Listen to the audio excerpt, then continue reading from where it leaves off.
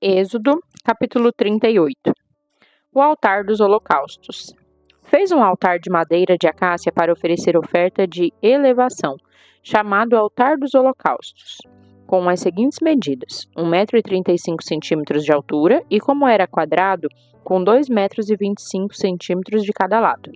Nos 4 ângulos fez um acabamento na forma de chifres, formando uma só peça de arte com o altar, e o revestiu de bronze.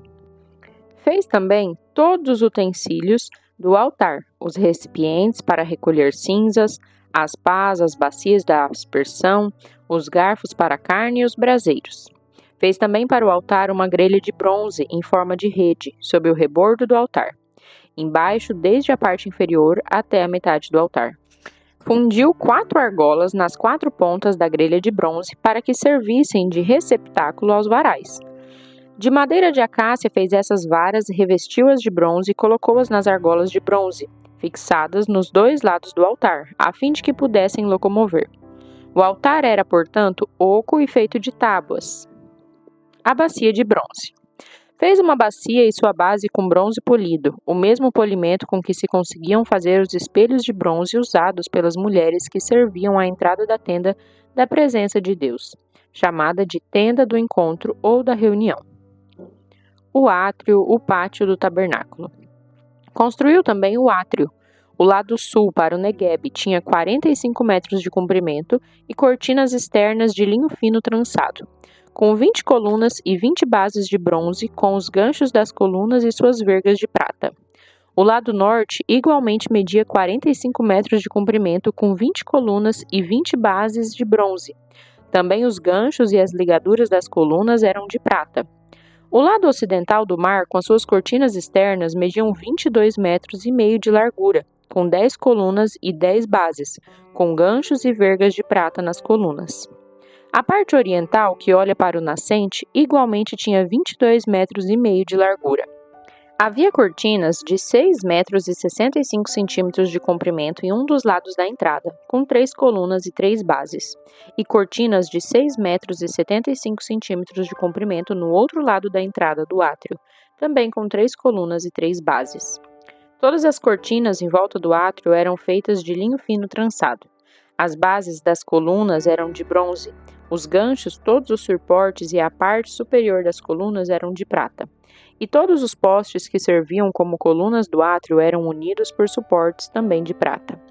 Na entrada do átrio, o grande pátio, havia uma cortina de linho fino trançado e de fios de lã azul celeste, púrpura escarlate e carmesim, obra de arte de bordador. Tinha 9 metros de comprimento e, à semelhança das demais cortinas do átrio, media 2 metros e 25 centímetros de altura, com 4 colunas e 4 bases de bronze. E todo o revestimento dos seus ganchos e vergas era de prata, assim como o topo dos postes que funcionavam como colunas. Todas as estacas e pregos usados no tabernáculo e na área do átrio era de bronze. O material empregado na tenda. Eis a prestação de contas do material empregado no tabernáculo, a tenda da aliança, registrada por ordem de Moisés pelos levitas, sob direção de Itamar, filho de Arão, o sacerdote. Bezalel, filho de Uri, neto de Ur, da tribo de Judá, fez tudo o que o Senhor tinha ordenado a Moisés.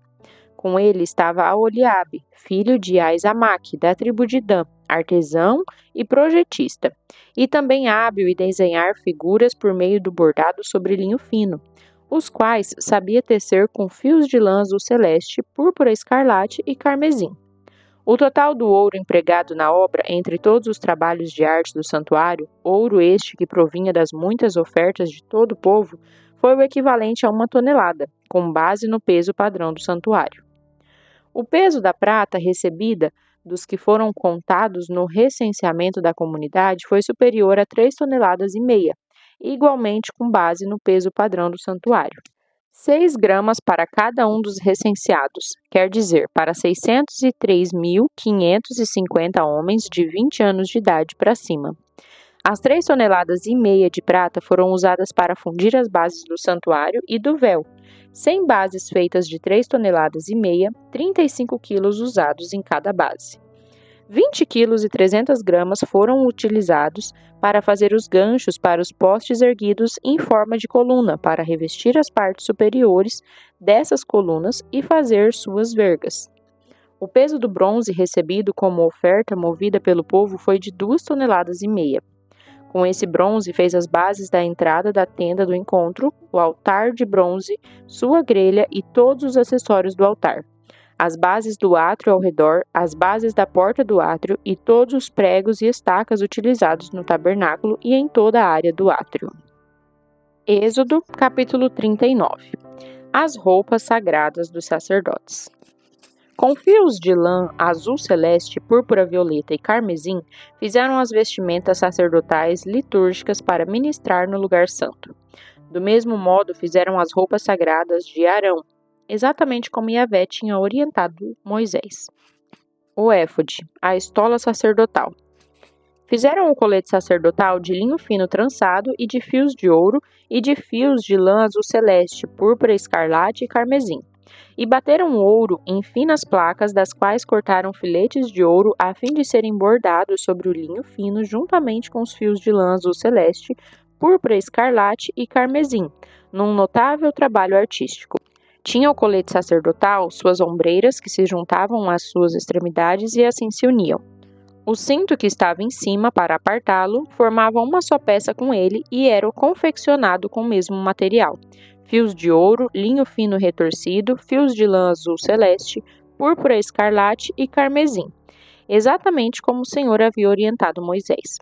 Prepararam as pedras de ônix fixadas com arte em filigranas de ouro, e nelas gravaram os nomes dos filhos de Israel, como um lapidador grava um selo. Então as costuraram nas ombreiras do éfode, estola ou colete sacerdotal, como pedras memoriais para os filhos de Israel, tudo em conformidade com as ordens que o Senhor deu a Moisés. O peitoral.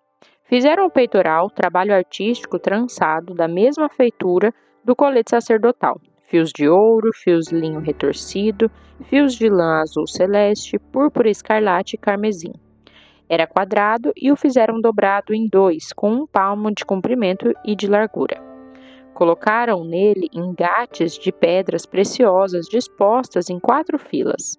Na primeira fila havia um rubi, um topázio e um berílio. Na segunda fila, uma turquesa, uma safira e um diamante. Na terceira fila, um jacinto, uma ágata e uma ametista. Na quarta fila, um crisólito, um ônix e um jaspe. Estavam todos engatadas, bem fixadas, em filigranas de ouro. Havia 12 pedras, uma pedra representando cada nome dos filhos e clãs de Israel, cada uma gravada como um lapidador grava um selo, com o nome de uma das 12 tribos. Fizeram sobre o peitoral correntes trançadas como um cordão de ouro puro. Fizeram também 2 engastes de ouro e 2 argolas de ouro, e fixaram ambas as argolas nas 2 extremidades do peitoral. Passaram os 2 cordões de ouro pelas argolas dos extremos do peitoral.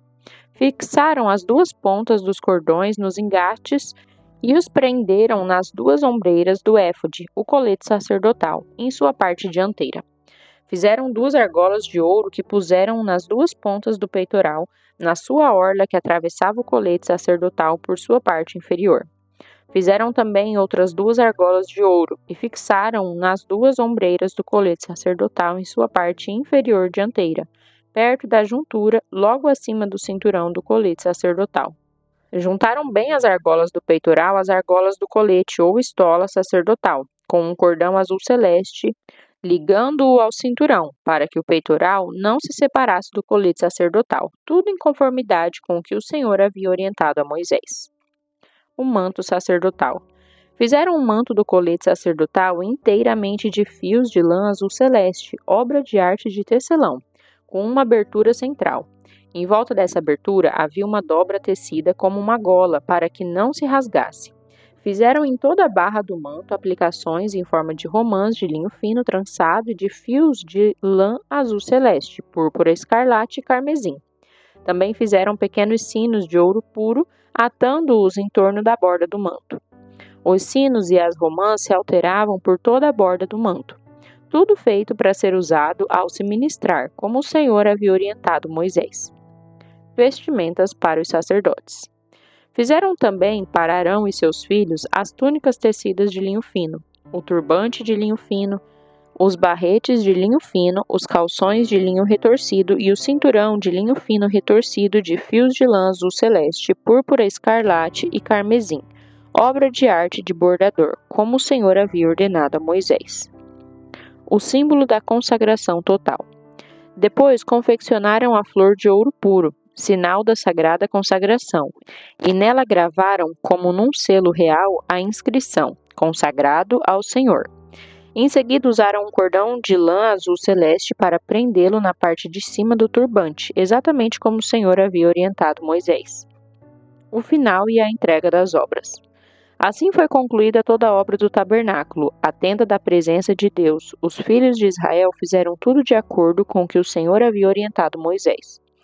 Então trouxeram o tabernáculo à presença de Moisés, a tenda e todos os seus acessórios sagrados, os ganchos, as molduras, os travessões, os postes que se constituíram em colunas, as bases, a cobertura de pele de carneiro tingida de vermelho, a cobertura de couro e o véu protetor, a arca da aliança com seus varais e sua tampa, o propiciatório, a mesa com todos os seus utensílios, os pães da presença de Deus, o candelabro de ouro puro com a sua fileira de lâmpadas e todos os seus acessórios e o óleo santo da iluminação.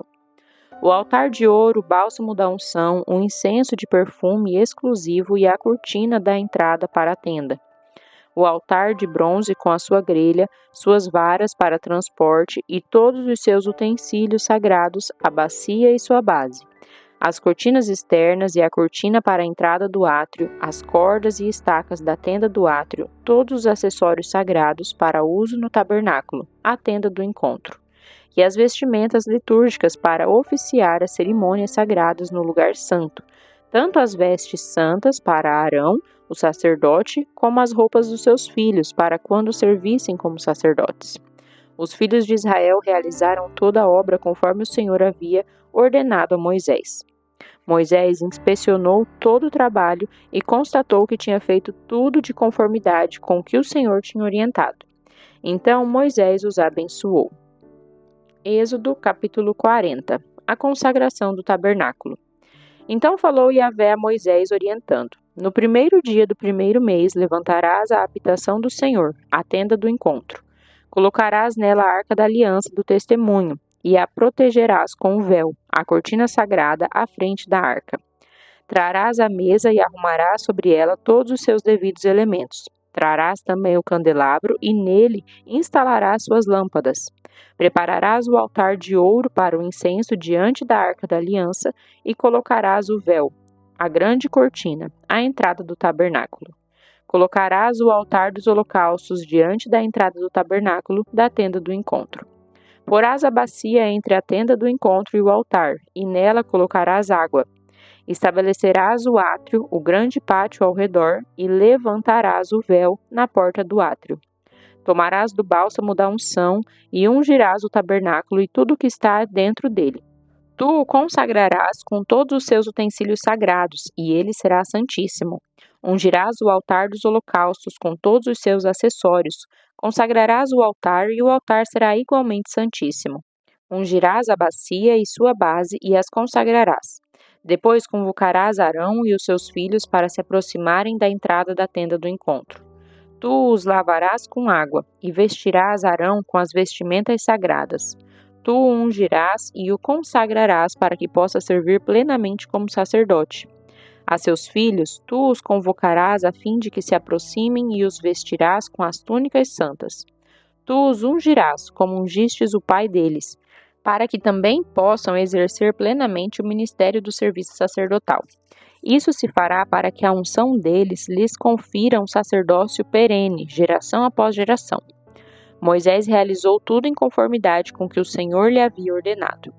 Assim, o tabernáculo foi levantado no primeiro dia do primeiro mês do ano 2 da saída do Egito. Moisés armou o tabernáculo, colocou as bases em seus lugares, armou as molduras, colocou as vigas e levantou as colunas. Em seguida, estendeu a tenda sobre o tabernáculo e colocou a cobertura especial sobre ela, exatamente como o Senhor havia orientado. Tomou as tábuas de pedra com os mandamentos gravados e depositou-as na arca da aliança. Instalou nela os varais para transporte e colocou sobre ela a tampa, o propiciatório. Depois transportou a arca para dentro do tabernáculo e pendurou a cortina do véu a fim de proteger o acesso à arca da aliança, tudo em conformidade com a vontade expressa do Senhor. Moisés colocou a mesa na tenda do encontro, no lado norte do tabernáculo, do lado de fora da cortina do véu, e sobre ela dispôs em ordem os pães da presença diante do Senhor, como o Senhor havia orientado. Colocou o candelabro na tenda do encontro, em frente da mesa, no lado sul do tabernáculo, e dispôs as lâmpadas diante do Senhor, como o Senhor havia ordenado. Moisés também colocou o altar de ouro na tenda do encontro diante da cortina do véu, e em cima dele queimou um incenso de perfume exclusivo, tudo conforme o Senhor tinha orientado Moisés. Depois instalou a cortina do véu na entrada do tabernáculo. Montou o altar dos holocaustos na entrada do tabernáculo da tenda do encontro, e sobre ele ofereceu holocaustos e ofertas de cereal, tudo segundo o Senhor havia determinado. Colocou a bacia entre a tenda do encontro e o altar e encheu-a de água. Moisés, Arão e os filhos deste usavam-na para lavar as mãos e os pés. Todas as vezes que entravam na tenda do encontro e se aproximavam do altar sagrado, eles se lavavam, exatamente como o Senhor ordenara a Moisés. Finalmente, Moisés construiu o átrio, o grande pátio ao redor do tabernáculo, e colocou a cortina do véu à entrada desse átrio. E assim Moisés concluiu toda a obra. A glória de Yahvé guia Israel. Então a nuvem cobriu a tenda do encontro, e a glória de Yahvé encheu todas as dependências do tabernáculo. Moisés nem conseguia entrar na tenda do encontro, porquanto a nuvem pairava sobre ela, e a glória do Senhor enchia plenamente o tabernáculo. Todas as vezes que a nuvem se erguia sobre o tabernáculo, os filhos de Israel entendiam que era o momento de seguir viagem. Contudo, se a nuvem não se levantava, da mesma maneira eles não se punham em marcha até que a nuvem se erguesse. Pois de dia a nuvem de Yahvé ficava sobre o tabernáculo, e de noite podia-se observar fogo dentro dela, e isso à vista de toda a nação de Israel, durante todas as etapas da sua peregrinação.